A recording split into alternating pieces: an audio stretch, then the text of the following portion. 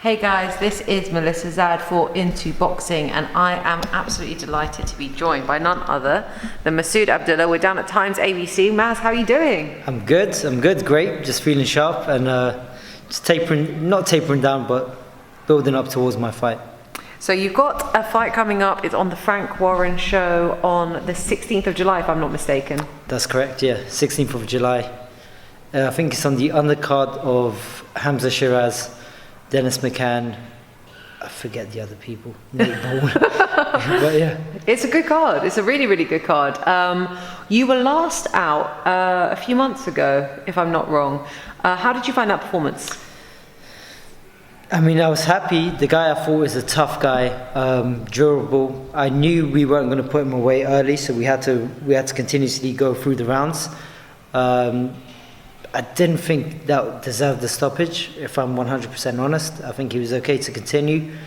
I do think he was going to get stopped later on in that round, but yeah, it was a decent fight. It was a good experience for me. And yeah, that's it. Can I ask, you say you don't feel like he deserved a stoppage. What do you think was the reason why the referee stopped it at that point?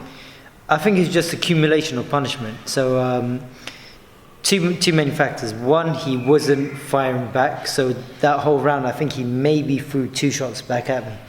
And the other thing is just damage. Like, he wasn't going to win the fight. The ref said there's no point in continuing this onwards. Let's just stop it there and then. So, there is quite a lot of debate and controversy around, when a fight should be stopped. And of course, it comes down to the referee in the end. Like, let's have a think back to the Gervonta Davis and Rolly fight that just happened. Did you feel like that fight was stopped at the right time? Oh yeah, that fight, yeah, because he couldn't continue, he couldn't stand up. It's just, if the guy's in front of you, active, moving about, I don't think that deserves a stoppage, but that Gervonta Davis fight, 100%. He wasn't good to continue. He was on the floor. Do you know what? It's so funny. There's so many people. I agree with you, by the way, but so many people have said to me, "Oh, I think the fight got stopped too soon." And I'm like, "Is it bloodshed you're after?" Because no, so some people just want to see people get hurt or damaged. It's kind of like the whole controversy with what's his name, Daniel Dubois and Joe Joyce. I'm happy that man took a knee because his corner wasn't pulling him out. So he knew his own body, he knew how much punishment he can take. Sometimes it's good, not to be brave. But in that instance, I think, even I came back to the corner and my coach looked at me, he goes, I think he was good to continue. Immediately I agreed. I was happy that I got the stoppage, but yeah, I think he was good. Yeah, I think you're right. I think that's a lot of the time in boxing, particularly just because the kind of sport it is and the way that it's set up, bravery is championed, and people are like, oh, he's got so much heart, but at the end of the day, it's not a joke. People get seriously hurt in this sport. So I think you're right, in terms of the Daniel Dubois fight, that was the right thing for him to do at that time. Yeah, I mean, he's a young kid. I say young, even how old is that guy? 24, 25? I mean, I think he's pretty young. Yeah, young kid. He's got his whole future ahead of him. I mean, imagine if he continued and had the plate on his face and wasn't allowed to box again. That's all he knows. So thank God that that got stopped. Yeah. Absolutely. So going back to your fight, I went off on a little bit of a tangent there, but going back to your fight, you mentioned to me just before we started the interview that something about your weight divisions. Why don't you talk us through it? So every fight I've had so far, I've been dropping weight division every single time, and it's getting quite ridiculous, if I'm honest. So I started off at super feather, went to light, went back to super feather, then it was featherweight. My next fight is at super bantam. Can you ever foresee a situation where you'll be fighting at bantam? I'm not going down to bantam. I think that's the last straw. I'm not doing it. It's too hard. It's too painful. I like sweets. I like desserts and stuff like that. Too much, far too much. So I'm not. Screw that. It's funny because obviously, there must be a reason why you keep coming down in the weight divisions. What do you think that reason is? So the main factor for me dropping down weight divisions is that every single time my nutritionist has given me a plan, I've lost weight like crazy. If I follow it properly, my weight drops down insanely fast. So this week I've been following it, and I've lost about, since Monday to right now, I've lost 1.9 kilograms. just by following the plan. Normally, I cheat, but yeah. Hopefully she's not listening. But yeah, normally I give myself little treats here and there. But if I follow it properly, my weight drops down super quick. And I think that's the main factor. The fact that getting close to the fight, I'm so disciplined with it that I lose way more weight than I need to. Wow, that's crazy. Yeah. That's crazy. Your metabolism must be absolutely firing off. Who's your nutritionist, Sinead? Sinead. I think her page is called Fuel Feed Perform. That's the one, yeah. Shout out Sinead if you're listening. Masood Abdullah likes to cheat your nutrition plan and have treats. But no, she's a great nutritionist and she actually looks after a lot of boxers. And her plans do work. You're testament to that. So obviously, as you've mentioned, you've gone from super feather to lightweight back down and then feather and now super bantam. You know, of the weights that you fought at so far, which one would you say that you're most comfortable at? Super feather. I mean, I've had a couple of fights there. I've had some good performances there. Only reason why is because I can base it off 2 fights rather than 1. Whilst featherweight, I was a bit ill. I just recovered from a chest infection, so we didn't know I was going to fight. In fact, we were actually thinking about putting myself out of the fight till the Monday of that week, and yeah, just managed to make a good recovery. Managed to have a decent fight, and my chest held out. So I'm happy with that. So hard to estimate if I should be at featherweight. But yeah. I guess when you don't have like a huge frame of reference, it's going to be quite tricky. Yeah. Tell me, like, what, obviously, as a boxer, your health, everything else, there's still stuff going on. Life is still happening, even in fight camp, right? So going back to that fight where you had this chest infection, you're training, you're going through the motions, you've got this chest infection. What's the kind of things that are going through your mind?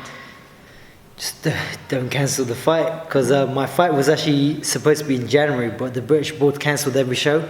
So I was just hoping that I could fight. That was my main concern. I think in one of the spars, it was right over here, I threw a left hook at one of my teammates to the body, and I dropped because my chest couldn't hold out. So I was just hoping that didn't happen in the fight. But yeah, luckily we had a few more spars. I started recovering really well, and then managed to do 6 rounds with ease. So I was like, yeah, I'm good to fight. And the main thing I was banking on is stopping the guy in the 3rd or 4th round, but yeah, that didn't happen. That guy was tough as hell. You took him out in the 5th, right? 6 minute in. Wow. Yeah, that fight went longer than all of my other fights combined. So how is it, like, obviously, as you say, it's gone longer than all of your other fights combined. So that means that it's gone long, like that's the longest you've been really in the ring as a professional, right? Coming off of a chest infection, all the rest of it. How was it to get that time banked?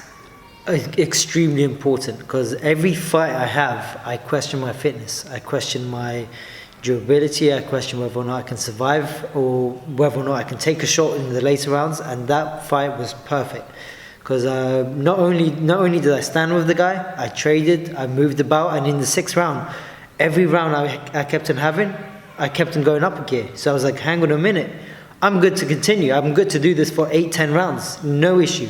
So for me, that was a big confidence booster. And plus, I saw the guy fight Charlie Frank in Malta, and in comparison to the performance I had, because he fought in my 2 weight divisions above, I thought I did really well. Because when I watched the fight, I'm like, oh, I did terrible, this, and now I've seen a highly decorated amateur fight him. I can compare my performance against his, and I was like, you know what, I actually didn't do that bad. I did okay. So a couple of things I just want to touch on, guys. If you didn't read the subtext of what Masood said, is he basically said, that fight was super important for me to know that I'm fit enough, because I just keep stopping people super early. So I don't even need to use my fitness. That was a subtext. The second thing I want to ask you is the Charles Franken fight that you mentioned. What was it about that performance that you were able to look at your own performance and say, yeah, I did good? I didn't get involved.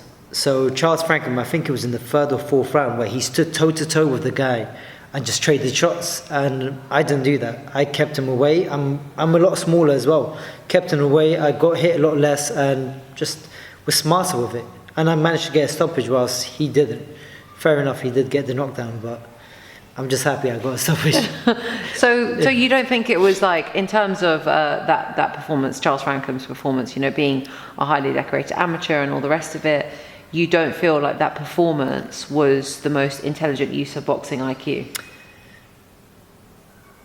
As I think he fought very smart at the beginning and then just got caught up. Ego gets in the way, and no, I don't think that was very clever. Like at moments of the fight, because he's a big, strong lad. Why not box the guy, keep him on the outside, up the pressure when you need to? But he chose to fight with him, and fighting with a guy who's that much shorter than you, dumb move. But yeah.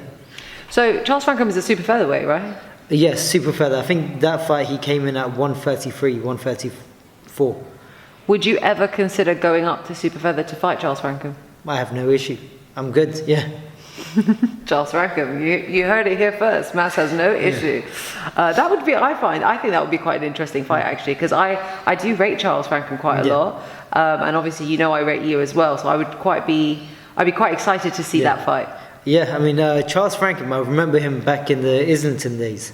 So back when I recently, newly started boxing, he came down, highly decorated amateur, sparred Mason Smith. Oh yeah. And I remember I was watching, I was like, shit, this is a really good fight. Is this the highest level that amateurs can get? I can't wait to get to that stage. And now I'm kind of putting myself on the same platform. So I feel kind of happy about that. Yeah, it shows how far you've come, really. Yeah, and then how much more space I've got to improve and, of course, develop and grow and all that kind of stuff. Yeah, I mean, look, at the end of the day, what the fight on the 16th of July, what number professional fight of yours will that be? Fight number 5, and I'm doing an 8-rounder. So wow. Step up. I wanted my last fight to be an 8-rounder, but they said no. So this one's an 8-rounder.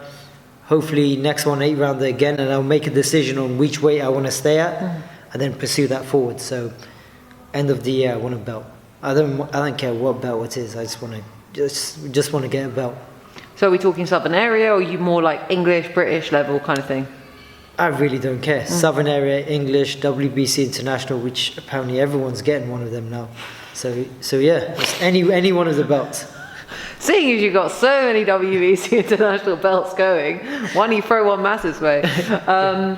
Okay, cool. So it's your first 8-rounder. What do you know of your opponent? There is no opponent. We've put a couple of names forwards. All of them have rejected the fight. So now we're looking at foreign fighters. So I want someone with a winning record. I don't want to hang about too much. I'm too old, to be playing about like that. And and plus I can't keep maintaining weight at this. So no opponent yet. Looking at foreign opponents now. This seems to be like an ongoing issue. Every single time I speak to you before a fight, you tell me we're having an issue finding an opponent. What is that about? Yeah, I don't know. I don't want a journeyman. That's my issue. I think the names we put forward, these guys are good fighters.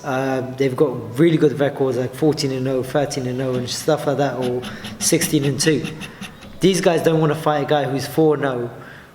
Risk having to, possibly lose, possibly win. Because if they lose, it's like, shit, you lost to a guy who's 4-0. You're shit. But if they beat me, it's like, you beat a guy who's 4-0. What are you expecting? So for them, the risk to, reward factor is very small. It's just high risk, low reward. Doesn't really make any sense. Nah, for them, no. But for me, it's like, bring it on. I want to fight. I want to prove myself. Of course.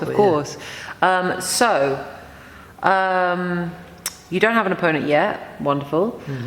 In terms of you're fighting on the Warren platform at the moment.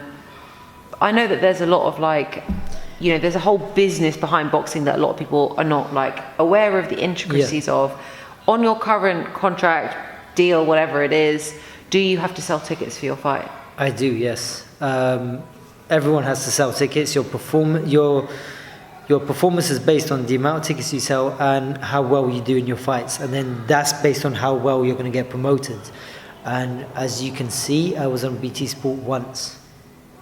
And even though one of my fights, it was behind closed doors, I didn't understand why I wasn't on BT Sport. But, I can only go off what's going to happen next.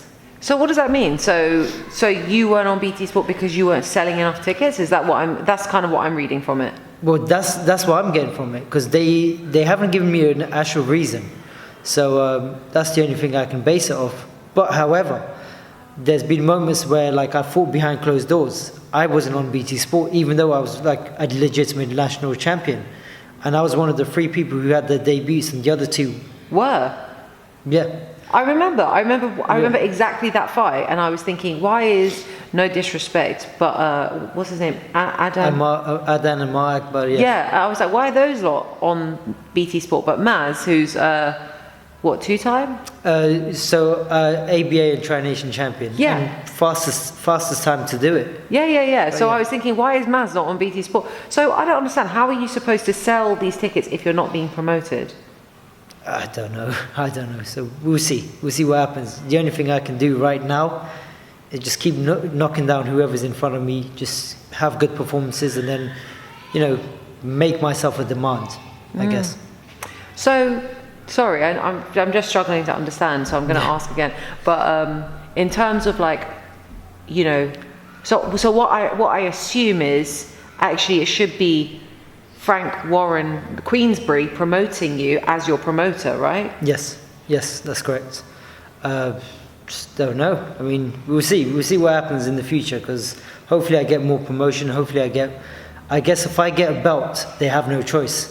Because why would you not want to promote some guy with a belt who's going to have a fight and stuff like that, than over someone who's had their debut? But yeah, we'll see. Queensbury, let's get some promotion going for Masood Abdullah. He's the next star, man. Okay, so really exciting times ahead. Obviously, 8 rounders on the horizon, belts, WBC silvers in the future, all of that. Is there any, aside from the belt, is there any other specific goal that you have set for yourself for this year or even the start of next year? So I'm contracted to have 4 fights till February, unless I win a belt. And then my contract gets renewed, and we have to discuss like new terms and stuff like that. I want to get 3 fights before the end of the year. And again, if this contract is for me, so it's more than plausible for me to do that. So I want as many fights as possible. Every 3 months or every 2 months, I want to be out competing. Just because I want a couple of weeks of just to eat some good food and have some desserts. But, yeah. You're really missing those desserts. Yeah, I can tell. It's come up a few times in this conversation. Yeah. I think it's because I was just at King's Cross, and everyone's having a picnic. Everyone's having ice cream, sweets. When you just miss something, you're like, shit. I don't even like fried chicken, but why do I want it now? It's always the things that you can't have, right? What would you say? Would you say that making weight, and not actually just like the scientific aspect, but like the cutting things out of your diet, do you think that that's the hardest part of boxing? No, far from it. I think it's the days where you don't want to train, the days where you're just tired and you're questioning yourself. You're like, why am I doing this? So and so. I think those days are the hardest. The diet is just something that comes along with the job. And believe it or not, when I didn't have a fight, I was actually missing dieting. I was missing the whole struggle. I was like, I actually want to suffer for a little bit, just have structure. Yeah, just have a structure, but at the same time, like I want to face some challenges. I want to go through some hardship or something. That way, if I have a dessert, I'm like, wow, I deserve this. This is amazing. Then, having a whole tub of ice cream for breakfast and stuff like that.